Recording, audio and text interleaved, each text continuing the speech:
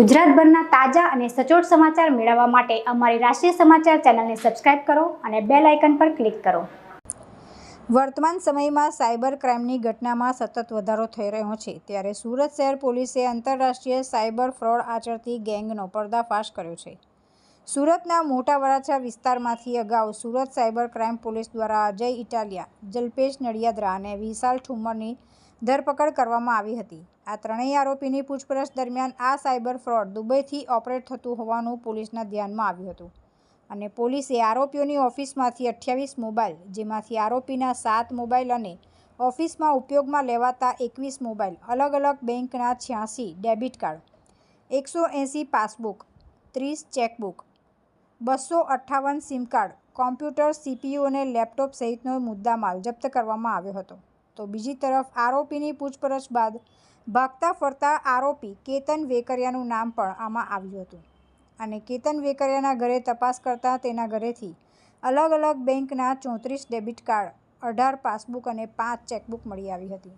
Surat cyber crime police દ્વારા જ્યારે 3 ઇસમો અજય, વિશાલ અને જલ્પેશની ધરપકડ કરવામાં આવી, ત્યારે મિલન વાઘેલા, દશરથ ધાંધલિયા, જગદીશ અજુડિયા અને કેતન વેકરિયાને વોન્ટેડ જાહેર કરાયા હતા।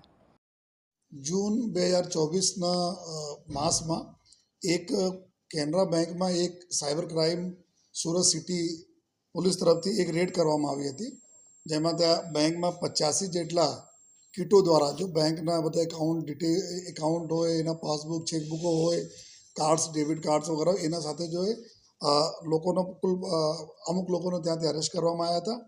આ ગુનામાં 8 જેટલા આરોપીઓના જે તે વખતે તપાસ દરમિયાન તક પકડી લેવામાં આવેલા હતા અને પછી એના માસ્ટર માઇન્ડ કોણ છે, પોલીસને એવી ઇન્ફોર્મેશન હતી કે દુબઈમાં અમુક લોકો બેઠા છે, જો એના માસ્ટર માઇન્ડ છે, જો પૈસાના સાયફનિંગ કરે, જો પૈસા એકાઉન્ટ જાય છે અને ત્યાં નીકાળે છે।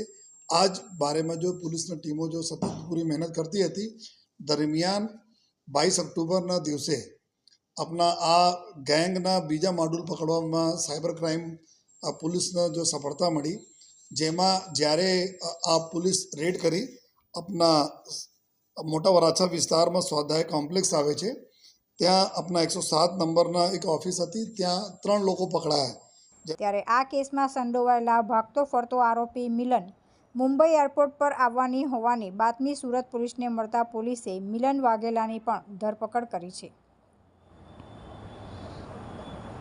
તુલસી શર્મા સાથે રાષ્ટ્રીય સમાચાર, સુરત।